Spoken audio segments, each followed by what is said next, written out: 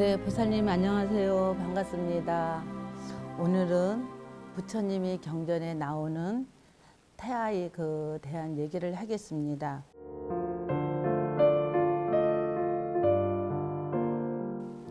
먼저 우리가 아기가 왜 생겼으며 어떻게 생겼으며 그거를 인해서 우리가 왜 임신이라 해야 하는가 하는 것에 대해서 제가 먼저 말씀을 드리겠습니다. 중음증신이, 그러니까 우리가 태어나고자 할 때에 모태에 든다고 말을 할 수가 있어요. 그 중음신은 우리가 쉽게 말하면 떠 있는 영혼이라고 보면 돼요. 그 영혼이 부모와 같이 성행위를 했을 때에 그 관계를 보고 들어간다 그랬었어요. 그래서 우리가 맨 처음에 들어가는 것이, 우리가 딱 들어가서 생명을 자리 잡는 것을 우리는 갈라람이라고 합니다. 부모가 딱 성행해서 일주일 동안에 딱 자리 잡고 나 하나의 생명이 태어나기 위해서 기다리는 것이 일주일입니다. 그것을 갈라람이라 그래요. 그래서 갈라람에는 엄마의 정액과 혼합이 돼서 딱 머물어서 그 순간에 그거 죽고 나고 우리가 정자가 수억이 된다고 말했듯이 거기서 그 많은 업들이 다 죽으면서 가장 나하고 인연이 있는 것이 하나가 되는 것이 그 순간이 일주일, 그 갈라람 일주일 순간을 갈라람이라고 합니다. 우리 경전에서는. 그 다음에 그 7일이 지나면은 이제 내가 갈라람에서 하나의 생명체가 돼버렸잖아요. 그래서 그 다음에는 액부담으로 갑니다. 갈라람의 그 하나의 요만큼 그 하나의 인연체가, 하나의 작은 인연체가 또 그게 뭐라 그럴까? 쉽게 말하면은 우리 올챙이들 얘기를 하면은 올챙이들이 되게 보면은 미끌미끌하는 그런 현상이 된답니다. 액부담에서는.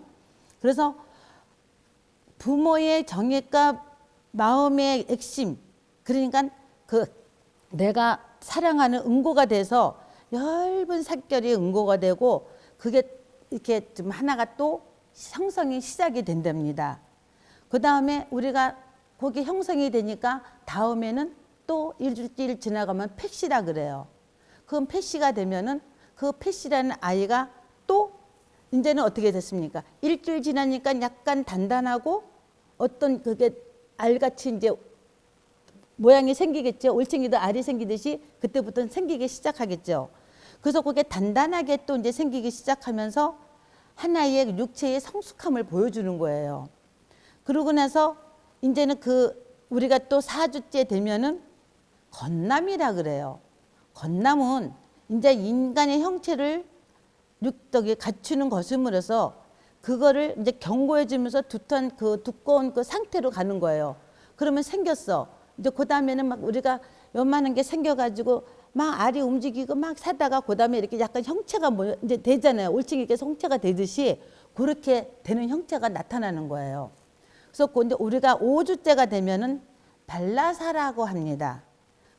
이제 발라사라 그래서 이제는 딱딱 하나의 그런 형상이 다 생겨서 딱딱한 모양의 형체를 갖추게 생긴 것이 나중에 5주째 가서 생기기 때문에 우리 의사들이 얘기하나 우리 보살님네들이 임신했습니다. 그러면 한 달 지나고 5주째 넘어서 생리가 안 나오고 그러면은 자기가 그 달에서 안 나오면은 임신이 됐다고 우리가 본다는 거예요. 그러니까 우리도 이 시절에도 어떻게 자세하게 5주째 되었고 내가 하나의 형성이 된다는 것을 이렇게 아주 쉽게 표현을 너무너무 잘하셨어요. 그래서 우리가 생겼어요. 그 생기는 걸 우리가 뭐라 그러죠? 우리가 불교에서는 그 생기는 것을 또 생류라 그래요. 내가 태어나는 것을 우리는 생류라 그러거든요. 근데 우리가 생겼다는 것은 내가 태어나는 것도 생류지만 내가 생겼기 때문에 생류가 되는 거예요. 그래서 내가 생류가 됐어요. 근데 그 딱딱한 오주가 돼갖고 생류가 돼서 엄마 뱃속에서 막 자라고 있었어요. 엄마가 자라가지고 뱃속에서 자라서 내가 태어나면 이제 생류가 되는 거예요. 그 생류가 못 되면 어떻게 돼요? 또 중류가 되는 건단 말이에요. 근데 우리는 중류 되기 이전에 생류가 돼서 본류가 됐어요. 내가 이제 본류가 된다는 것은 살아서 움직이고 다니는 형상을 말하는 거예요. 내가 태어났으니까 움직이고 다니는 거란 말이에요. 근데 그거를 태어나서 다니지를 못하니까 그 다음에 이제 우리가 태어나서 걷고 다니고 다 이렇게 세월을 지났어요. 그러니까 뭐라 그럽니까? 사유가 되잖아요. 늙어서 이제 가버리게 되는 거예요. 늙어서 가면은 사유가 되는 거예요. 사유가 돼서 또 뭐합니까? 내가 죽어서 다음 생에 태어나기를 또 기다리는 것이 중음신을 태어나는 거예요. 근데 우리 불교에서 그랬잖아요. 내가 생류가 돼서 태어났는데 그 생류라는 것이 엄마의 업과 아빠의 업에 의해서 내가 가지게 된다 그러는 거예요. 그렇잖아요. 스님이 나중에 또 얘기하겠지만은 엄마의 부모가 간절한 마음과 기도하는 마음이 막 간절해지면은 그 아이도 가질 때 그 업에 의해서 중류라는 동시에 그 엄마가 그 엄마의 부모의 그 보는 행위를 따라서 그 아이도 그 뱃속에서도 그 업에 의해서 부모가 과거생에 좋은 일 했거나 나쁜 일 했거나 그렇게 되면은 그 받아들은 그 나이에 그 태 속에 그 아까 우리가 스님이 마지막에 발라사를 했잖아요. 발라사가 돼서 내가 태에 갔을 때는 이미 엄마의 태에서 그 업에 의해서 내가 가지게 되는 거란 말이에요. 그러면은 그 아이가 선업을 닦게 되면은 선업을 닦게 태어나게 되고 엄마가 악업을 많이 주고 하면은 그가 또 성격이 좀 약간 이렇게 좀 악업에 대해서 태어나는 것이 우리가 그거를 다시 그 엄마의 업보를 받아서 태어난 것을 윤회업보라 그래요. 그러면은 우리는 윤회업보를 태어났으면은 또 그래.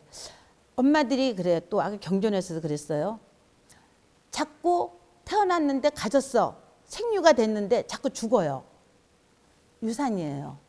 그렇죠? 내가 생류가 돼서 가졌는데 태어나지도 못하고 바로 죽어버렸으니까 그건 자꾸 유산이 되니까 태어나지 못하면 어떡합니까? 부모의 연이 다 되게 되면 내가 어디 가서 태어나겠어요? 안 그래요? 내가 태어나고 싶어서 하는데 부모는 애를 가질 수가 없고 낳을 수가 없어. 그럼 자기는 악업만 가지고 거기 인연이 다 끝나게 돼버리는 거예요. 그래서 우리가 유산이 많이 되고 그러면은 또 유산이 되고 악업을 쌓기 때문에 그 연을 인해서 자기는 태어날 곳이 없기 때문에 그 죽음신은 이제 딴 데서 태어나게 되는 거예요. 그래서 우리가 축생으로 태어나고 화생으로 태어나고 막 이런다는데 제가 그걸 가장 기억에 남는 것이 어느 날 보살님이 전화가 왔어요. 어떡하죠? 그래. 이상하게 저는 아기만 가지면 유산이 되고 유산이 됩니다. 그래. 그럼 보살님 빨리 그 아이를 위해서 우리가 그 아이를 위해서 천도공양을 시켜줘야 됩니다. 그 아이가 유산되면 또 아기를 가질 수 없고 또 악업이 됩니다. 그러니 보살님 기도합시다 그랬더니 그 잊혀지지가 않는 게 겨울날에 눈이 엄청 왔었어요. 그때는 제가 이제 포천에 있을 때 눈이 엄청 와가지고 지방에서 오는데 이분이 과연 오늘 오게 수 있겠는가 저는 내심 그랬어요. 올 수 있는가 하는데도 거기서 걸으면서 눈구덩을 빠져가면서 도착했을 때 제가 그냥 어떻게 표현이 팍팍거리는 거예요. 부모가 저 아이를 저렇게 살리고 싶구나. 유산된 아기를 그만큼 그동안은 놓쳤기 때문에 지금은 그 아이를 너무 살주고 싶은 마음이 있어가지고 그 버스 기차를 타고 와가지고 그 거리를 갖다 걸으면서 눈구덩이에 빠져서 왔을 때에 부모의 저 간절한 마음, 유산이 안 되고 그 아이를 낳고 싶어하면 그 간절한 마음이 부모의 마음이구나. 그래서 그 엄마는 그 아이를 놓치기 위해서 기도를 했었어요. 그래가지고 어느 정도 달이 차고 지나고 나니까 스님 아들 낳았어요. 근데 10개월을 못 채웠어요. 그래도 건강해요. 우리는 그 마음이 유산이 돼가지고 자기가 아이를 못 갖고 그 아이라도 갖겠다는 그 엄마의 심정이 그 아이한테 전해진 거예요. 그래서 그 전해졌기 때문에 엄마는 그 아이를 위해서 최선을 다해서 기도를 하면서 그 아이가 지금은 건강하게 잘 살고 있다는 소리만 들었는데 우리 보살님네들이 내가 유산이라고 생명이 아니라고 생각하면 안 됩니다. 낙태도 나의 생명이요. 유산도 나의 생명이에요. 그러니까 우리 보살님네들이 유산은 아닌데요 하는 생각은 저버리고 그 아이도 같이 기도하기를 바라겠습니다. 성불하십시오.